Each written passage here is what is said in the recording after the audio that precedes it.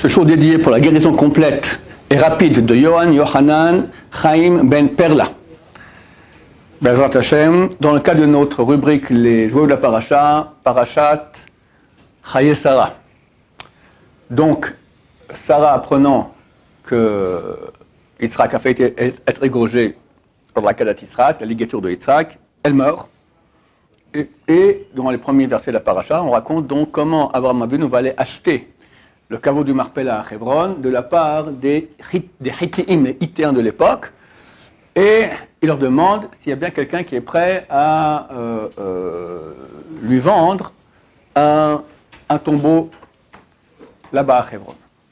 Ils disent, tout le monde est d'accord, pour nous tous, tu es quelqu'un d'exceptionnel, Abraham Avinu, chacun acceptera de te donner le tombe que tu veux. Alors il dit, ok, dans ce cas, allez voir Ephron Achiti, dites-lui que je veux acheter la tombe qu'il y a dans son champ, le caveau de Marpella. Alors, Ephron est tout content, et il dit, aucun problème, je te le donne gratuit. Il dit, non, je veux acheter, écoute-moi bien, je veux acheter, considère comme si, c'est marqué au passé, Natati Akes, j'ai déjà donné l'argent, considère comme si j'ai déjà donné l'argent. Et on voit Ephron tout à coup, d'accord, il fait un virevolte extraordinaire, ok, bon, allez, entre nous, c'est rien, 400 shekels. Les commentateurs ont dit, ils ont fait le calcul, la somme de 400 shekels d'argent pur, c'est une somme faramineuse. Alors on dit, aucun problème, tout de suite, tac, il lui donne, etc. Pour pas qu'après ils disent, ouais, comme ci, comme ça, conseil, on donne gratuit, on peut aussi reprendre gratuit. Quand on a payé un prix pareil, c'est toujours pour lui. J'aimerais mettre l'accent sur cette virevolte extraordinaire de Ephron. Ephron, c'est les forces du mal. Ephron, c'est... La racine, elle vient du mot Oref, les lettres Ain, Resh, P, qui signifie la nuque. On sait que devant, c'est toujours les forces du bien sont devant. Les forces du mal sont toujours derrière. Paro, c'est les mêmes lettres aussi. Arafat, même lettre aussi. Tout ce qui a à voir avec derrière, la nuque, le bas, etc., tout ce qui est dans le dos, c'est l'endroit des forces négatives. C'est d'abord qu'on fait l'excrément, qui sont extrêmement impurs, beaucoup plus que l'urine. On voit une chose extraordinaire. Il dit au début, je suis prêt à donner gratuit, il n'y a pas de problème. Et avant, il dit, non, mais moi je paye comme il faut bien. Il demande un prix faramineux. Qu'est-ce qui s'est passé? Maïmonide écrit dans les lois de Tchouva qu'on ne va pas faire Tchouva que sur les péchés qu'on a faits, mais aussi sur les mauvaises midotes, et plus cela que sur les péchés. Quelqu'un a fait Chilou Shabbat, il a regardé une fille dans la rue, il a roulé quelqu'un, il faut faire Tchouva là-dessus. Mais d'habitude, on ne pense pas trop à faire Tchouva sur les midotes, les mauvais traits de caractère, l'envie des plaisirs de ce monde, l'orgueil, les nerfs, la haine de son prochain, etc. Rambam, Maïmonide dit, plus sur ça, il faut faire tchouva que sur les péchés. Et parmi les traits de caractère négatifs qu'il cite, il cite un trait de caractère que, on peut dire, 99,9% de la population possède très fort, et pense qu'il n'y a aucun malheur, il n'y a rien de mal à ça. Il appelle ça ta'avat hamamon, l'amour de l'argent. Qui n'a pas l'amour de l'argent? J'ai eu des élèves ici à la Yeshiva, hyper religieux, ils m'ont dit, moi je veux de l'argent, du pognon, faire du pognon, l'argent, tout ça. Ils en rêvent jour et nuit, ils louent les machins, comment faire, et le monde entier fonctionne comme ça. Hein. Un discours comme le mien, c'est super anti-économique, d'accord, on va à la crise si on m'écoute comme ça. Rambam me dit, tu peux faire de l'argent, il n'y a aucun problème, d'accord, il faut bien vivre, mais l'amour de l'argent, l'envie terrible, ça c'est Ephron. Les commentateurs disent à propos de Ephron, à quoi ça ressemble? Il y avait une histoire avec Rabbi Yatan Abshitz, un des grands rabbins, il y a 3 siècles en Europe, il avait un débat avec un philosophe, Goy. Et le philosophe lui a dit, on peut changer la nature d'une personne complètement, même d'un animal. Abshitz dit, impossible. Il dit, viens, je te montre. Il fait un rendez-vous dans quelques semaines plus tard, et le philosophe lui amène un chat qui a été dompté. Et on le met tous sur une table, et le chat vient sur les 2 pattes comme ça, avec un nœud de papillon, avec une serviette comme ça, et un plat de verre de vin. Et il va comme ça, tic tic, il sert des verres de vin aux convives. Abshitz savait que ça serait ça le spectacle, d'accord? Il a mis une petite boîte. Il ouvre la petite boîte, une souris, tric, il lâche la souris. Le chat voit ça, il envoie tout balader, tous les verres de vin, etc. Tchic, saute sur la souris, etc. Exactement la même chose, Ephron. Ephron dit, allez, moi je te donne gratuit, il n'y a aucun problème, on est copains, etc. Moi je paye, tu payes, tric, la souris est sortie de son trou, l'amour de l'argent, tac, 400 shekels d'argent pur. Et j'ai pensé hier soir qu'en fait c'est récurrent dans toutes les parachutes que nous lisons maintenant, on voit la différence entre ceux qui sont droits de l'argent, droits dans l'argent et qui n'ont pas l'amour de l'argent, et ceux qui sont fous de l'argent. L'homme le plus proche d'Abraham Avinu qui c'était Lot. Abraham le prend pour le rapprocher de Dieu. Et Lot, il a un prof, le prof le plus grand de l'histoire. Tu es l'élève, tu gagnes tout. Olam Hazeh, Olam Haba, qui t'a plus grand que lui? En plus, tu es son héritier, il n'a pas d'enfant. Tu es le neveu, c'est toi qui vas hériter. Mais un beau jour, il y a une bagarre au niveau de l'argent entre les bergers de Lot et les bergers d'Abraham.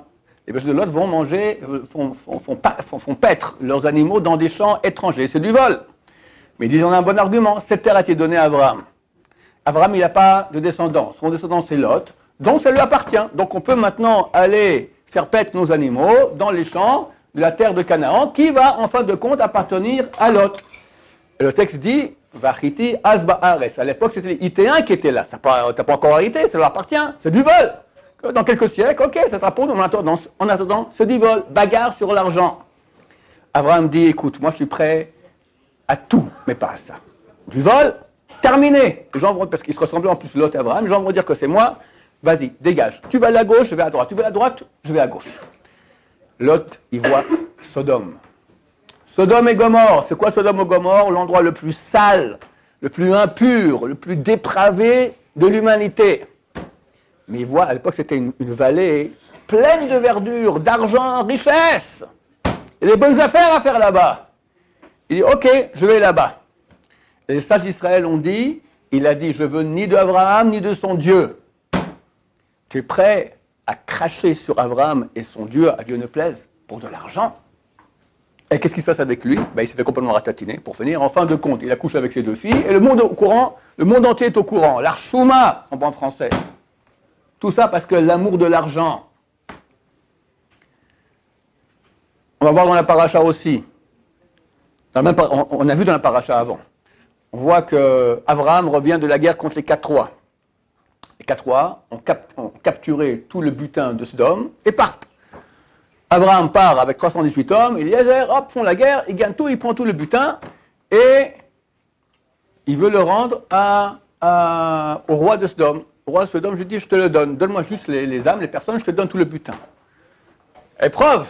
Abraham dit, rien.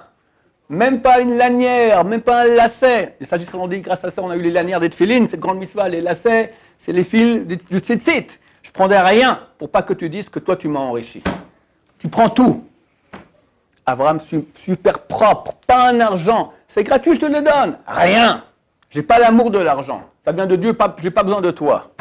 C'est comme ça qu'il faut se comporter. Il envoie, dans notre paracha, Eliezer, son serviteur, prendre un chidour pour Yitzhak. Yitzhak arrive dans la famille, un peu éloignée, Bethuel, avec son fils Lavan. Vous connaissez l'histoire, il dit à Dieu, la première chose qui sort, qu'il proposerait de donner de l'eau, propose de donner à mes chameaux, etc. Il n'a pas fini de parler, tac, Rivka sort, il propose que ça, il lui dit, tiens, à tes chameaux aussi. Il a amené des bijoux comme ça, sans même lui demander qui, quoi, comment, tac, il met les bijoux sur les bracelets, sur les bras, le collet, elle rentre à la maison, son frère Lavan, il voit de l'or. Il commence à avoir des S comme ça, avec de hautes, il court, qui c'est, quoi, qu'est-ce qui se passe? C'est marqué qu'il voulait le tuer. Lavan, Eliezer, il montait, c'est marqué, il garde sur les chameaux. Quoi sur les chameaux? Le Midrash dit qu'il s'est monté dans les airs comme ça, parce qu'il venait pour le tuer. À la fin, il dit viens, etc. Il voit que l'argent. Et Rivka sort de là-bas. Elle arrive, Baruch Hashem, elle a réussi à éviter cette influence négative dans laquelle nous baignons, messieurs. L'amour de l'argent, on a ça partout. Le monde fonctionne comme ça. Et après, notre dernier patriarche, Yaakov Avinu, il va habiter chez Lavan 20 ans. Et pendant ces 20 ans, Lavan le roule au moins 100 fois. Aseret Monim, 100 fois. Une fois, il fait comme ci, une fois comme ça. Et Yaakov, il reste droit comme une règle. À la fin, il dit, j'ai été spolié, j'ai été brûlé par le soleil la journée, j'ai été glacé par la nuit, tout ça, pour pas... S'il y avait un loup venait manger un de brebis, c'est moi qui devais payer. Il accepte tout pour être super droit au niveau de l'argent. Messieurs, c'est ça notre but. Nous sommes des descendants d'Abraham, Yitzhak et Yaakov. Et on est entouré de gens qui sont avides d'argent, qui pensent à l'argent, qui rêvent de l'argent, qui volent pour l'argent, qui mentent pour l'argent, qui respirent pour l'argent. Et hélas, beaucoup de notre peuple aussi. On fera un grand tikkun sur ce sujet-là et arriver à être complètement droit. Non seulement cela, complètement droit. Ça, je rappelle que à Kippour, dans la Neila, la première chose qu'on demande à Hachem dans les versets du milieu de la bracha, du centre, c'est Eman Nachdal Me'oshek Yadenu, pour qu'on arrête d'être malhonnête avec nos mains. D'accord? Trim, trim, trim, tu changes un peu, tu fais de la vente, etc. Ce que les gens appellent la vente. Quand j'ai fait des cours ici à des élèves qui étaient dans la vente auparavant, je dis qu'il faut être honnête, mais on ne peut plus vendre. Change de métier, tu veux que je te dise. La vente, aujourd'hui, ça signifie baratiner. C'est ça la vente. Alors que la vente, c'est être honnête, dire voilà, c'est ça les problèmes de la chose, te dit tout. Et c'est certain que celui qui est honnête dans le travail, à la fin,